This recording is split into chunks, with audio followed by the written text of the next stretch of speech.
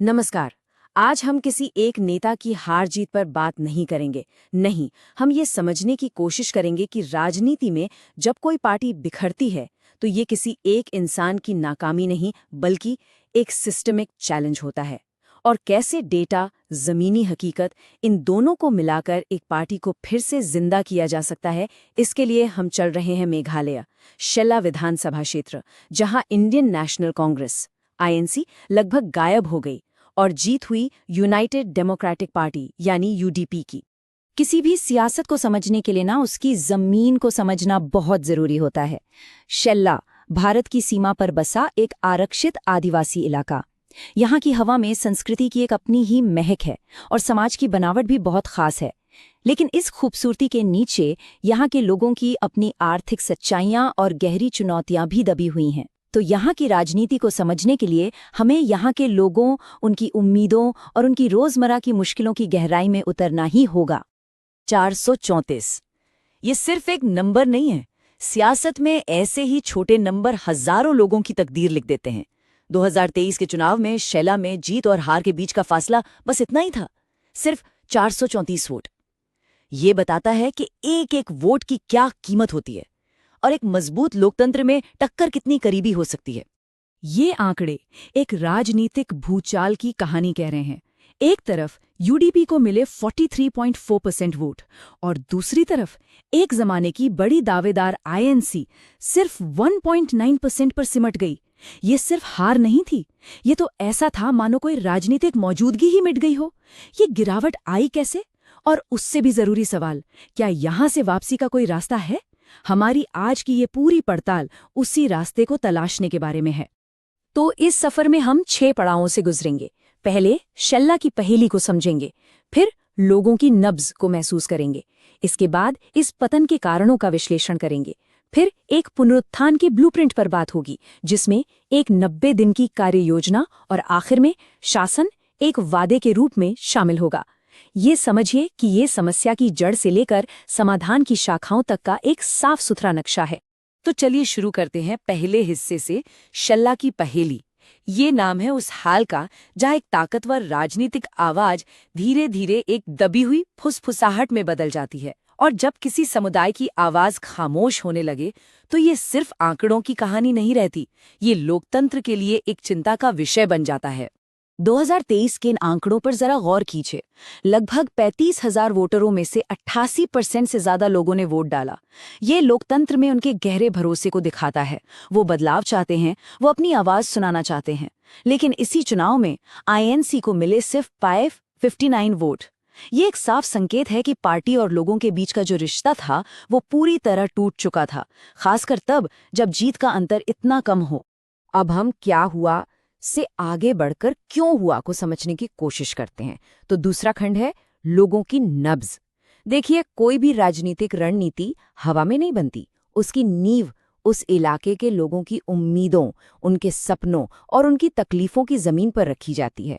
अगर जमीन को नहीं समझा तो रणनीति की इमारत ढह जाएगी। शेल्ला का सामाजिक और आर्थिक ताना बाना बहुत ही अनोखा है। यहाँ की अर्थव्यवस्था खेती और सीमा पार के व्यापार पर टिकी है। समाज मातृवंशीय है, जहाँ खासी और हाजोंग समुदाय एक साथ बसते हैं।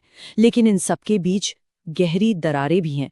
खराब सड़कें, बढ़ती बेरोजगारी और हर साल मानसून से होने वाली तबाही, यही वो असल मुद्दे हैं जो यहाँ की राजनीति की दिशा तय करते हैं। ये सिर्फ एक टेबल नहीं बल्कि शेल्ला के लोगों की तकलीफों का नक्शा है।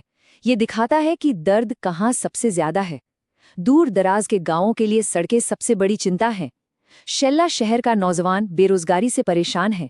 सीमा पर सुरक्षा और किसानों को मदद की जरूरत भी साफ दिख रही है। जो दल इन मुद्दों को समझेगा और उनका हल देगा, वही लोगों का भरोसा जीत पाएगा। इन नंबरों के पीछे ना इंसानी कहानियां हैं। उस आवाज को महसूस कीजिए जो कह रही है, हमारी सड़कें हर मॉनसून में बह जाती हैं, हम दुनिया से कट जाते हैं, क्या कोई सुन भी रहा है? ये सिर्फ एक सड़क का सवाल नहीं है, नहीं, ये तरक्की से जुड़ने का सवाल है, मौकों से जुड़ने का सवाल है, इज्जत से जीने का सवाल है। और फिर ये दूसरी आवाज सुनिए, एक पढ़े लिखे नौजवान की हताशा। मेरे पास डिग्री है पर यहाँ नौकरी नहीं, क्या अपना भविष्य बनाने के लिए मुझे अपना घर परिवार छोड़ना पड़ेगा? ये एक पूरी पीढ़ी की आकांक्षाओं का सवाल है जो अपने ही घर में एक सम्मानित जीवन जीना चाहती है।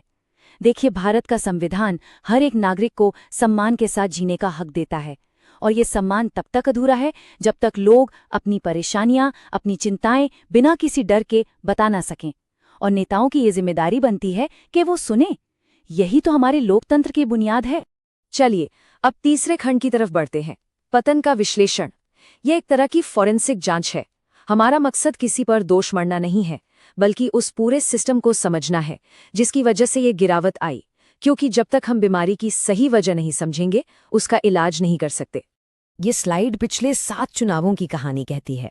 दशकों तक आईएनसी की यहाँ मजबूत पकड़ थी, कभी कभी तो 30% से भी ज्यादा वोट शेयर के साथ। लेकिन 2018 के बाद एक ऐसी गिरावट आई जो सीधी ढलान की तरह थी, और 2023 में ये लगभग 0 पर पहुंच गई। ये धीमी मौत नहीं थी, ये एक झटके में ढह जाने जैसा था। तो इस तेज गिरावट की वजह क्या थी? 2018 में आईएनसी का वोट शेयर 17.3% था, जो कि ठीक ठाक था। लेकिन 2019 में यूडीपी के प्रभावशाली नेता डोनकुपर रॉय के निधन ने पूरे इलाके की राजनीति को बदलकर रख दिया। एक राजनीतिक खालीपन पैदा हुआ, और 2023 तक वोटर मजबूत होते क्षेत्रीय दलों की तरफ चले गए। ये किसी एक नेता की हार नहीं, बल्कि बदलते हुए राजनीतिक समीकरणों का नतीजा था।